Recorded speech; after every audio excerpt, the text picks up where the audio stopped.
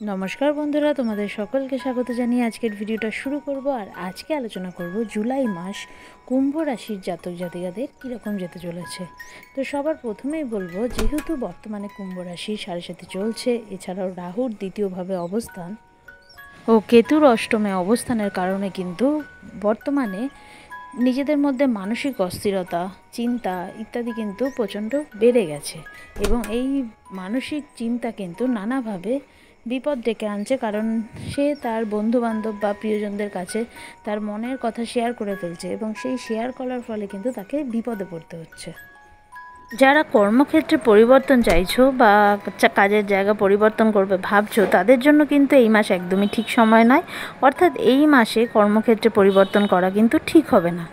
সেলসের সাথে যারা জড়িত রয়েছো তাদের কিন্তু এই মাস মাঝামাঝি যাবে, খুব যে বেশি ভালো যাবে সেরকম নয়। তবে হ্যাঁ, নিজের কথাবার্তার মাধ্যমে বা নিজের ব্যবহারের মাধ্যমে এই মাসে কিন্তু কাজের ক্ষেত্রে যোগাযোগ বৃদ্ধি পাবে, যেটা কিন্তু লাভ নিয়ে আসবে।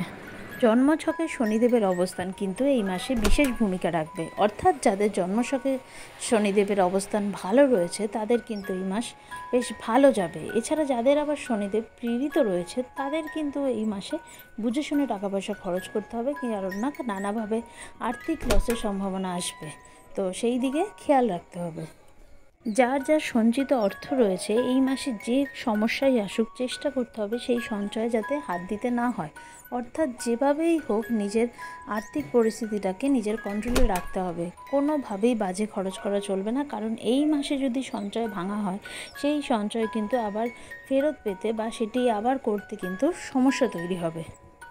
শরীর স্বাস্থ্যের দিকে যত্নবান থাকতে হবে। তবে নিজের শরীর স্বাস্থ্যের সাথে সাথে নিজের মায়ের শরীর স্বাস্থ্যের দিকটাও কিন্তু বেশ ভাবাবে।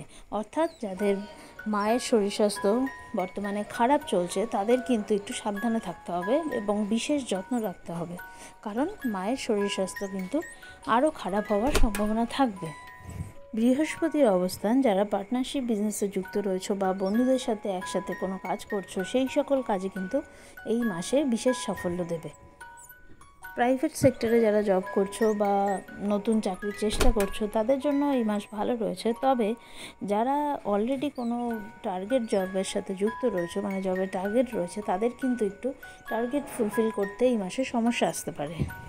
শত্রুতা বৃদ্ধি পাওয়ার সম্ভাবনা রয়েছে, তাই সেই দিকে কিন্তু চোখ কান খোলা রেখে এগোতে হবে।